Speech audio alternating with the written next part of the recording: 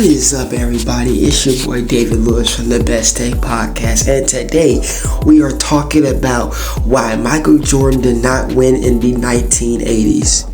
And before we go even further into this video, I noticed that 99.8 of y'all are not subscribed. Like, you already watching my content, so subscribe. What are you doing? We on the road to 1K subscribers, and I can't get to that if you're not subscribing. So go ahead and hit that subscribe button, turn on that post notification bell. Alright, now let's get into the video.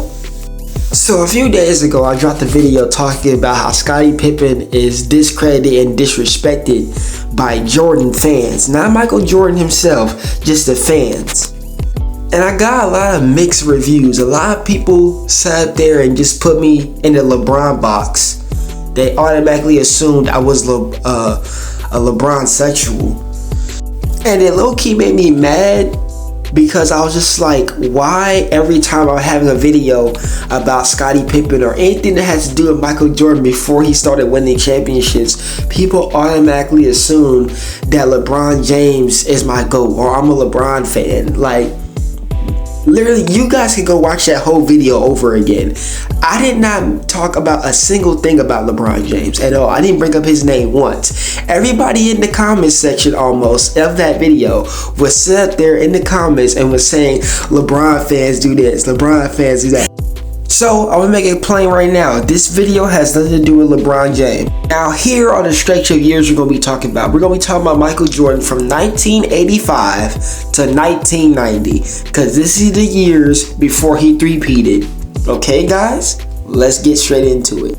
Now, the first year we're going to be talking about, y'all, is 1985. So, in 1985, Michael Jordan and the Bulls faced up against the second seed Milwaukee Bucks, who had Sidney Moncrief on the team. And Sidney Moncrief was actually pretty good. Let me give y'all a little history lesson. So, Sidney Moncrief is a 5-time All-Star, 5-time All-Defensive Team, 2 Defensive Player of the Years, has 5 All-NBAs, and at his peak, he averaged 19, 5, and 5 on 50% shooting. Now, I do want to clarify that the Milwaukee Bucks at this time was the better team than the Bulls. They were the second seed, and Sidney Moncrief did have some help with Terry Cummings, Paul Percy, and he also had Craig Hodges. I also want to bring in some more extra context just so these Jordan fans don't get butthurt and say, you're not talking about the context, shut up. Yes, Michael Jordan was a rookie in 1985. And when they met up in the playoffs, the Bucks swept the Bulls in the first round. And Sidney Moncrief in that series averaged 26, 4, and 4. And Michael Jordan had his own dominant run too. I mean, he averaged 38 and 5. So this would be around where I would say Jordan was completely overmatched, obviously, and the Bucks obviously had the better team at the time. And it didn't matter how many points Jordan averaged individually, the Bucks were going to win that series regardless. On to the next year. The next year in the playoffs, Michael Jordan would face one of the greatest teams in league history, the '86 Boston Celtics, who had prime Larry Bird, who just got his 3rd consecutive regular season MVP. This is also Michael Jordan's 2nd season in the NBA, where he did break his ankle in the regular season. The team miraculously still made the playoffs, but was still boo-boo. They were literally the 8th seed, and they only won 30 games and lost 52. I don't know how they still made the playoffs, but hey, whatever.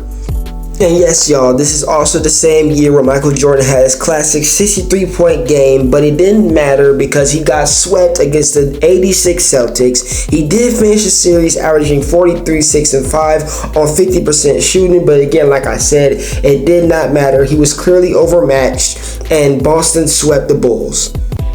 And the next year, the Celtics would sweep Jordan and the Bulls again, despite Jordan averaging 35, 7, and 7.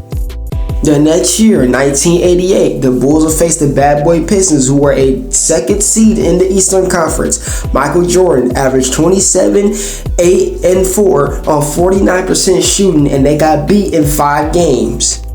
The next year, in 1989, they was beat in 6 games against the Bad Boy Pistons, who was the 1st seed in the Eastern Conference that year, and Michael Jordan averaged 29, 5, and 6 on 46% shooting. Lastly, 1990, the Bulls faced the Bad Boy Pistons again in the conference finals. This time they lost in 7 games. Michael Jordan averaged 32, 7, and 6, had 2 steals a game, and shot 46% from the field, and they still lost. So clearly it didn't matter how individually great Michael Jordan played. The point of the matter is that Michael Jordan's competition in the Eastern Conference at that time was elite. Everybody that he faced from 85 to 90 was either a top 3 seed or a top 5 seed in the Eastern Conference, y'all. And I wasn't saying in my last video that he didn't play great competition, because I'm not one of those guys that say Michael Jordan didn't play nobody. Obviously, Michael Jordan had great competition. But what I was saying was, by the time Scottie Pippen peaked and Jordan had peaked in 1991, then Michael Jordan never lost ever again. But what I was saying was, if Jordan never gets Scottie Pippen, if the Bulls never if they don't trade for Scottie Pippen on draft night, I don't see Michael Jordan winning any championships, because he only started winning championships once Scottie Pippen peaked. It's just an actual fact. I mean, here is Scottie Pippen's playoff numbers from 88 to 90. You can tell that he wasn't in his prime just yet, but once Scottie Pippen got in his prime, he was never averaging under 15 points a game ever again. So y'all, when I say I don't believe Jordan would ever have championships if Scottie Pippen was never on his team or never peaked, that's not me saying Jordan wouldn't still have a Hall of Fame career or still wouldn't be one of the greatest players ever. This is Michael Jordan's achievements if he retired in 1990. 14,000 points, 2,000 plus rebounds, 2,000 plus assists, an MVP, 4 scoring titles, 6 All-Star appearances, Rookie of the Year, 5 All-NBA teams, 2 scoring titles, 3 All-Defensive teams, and a gold medal in 1982. And he has all of this while averaging 35 points per game in that time frame, y'all. So yeah, Jordan would still be amazing individually, y'all. It's just that beloved 6-0 that you guys have to bring up and 3-peating twice. I just don't think he would do that.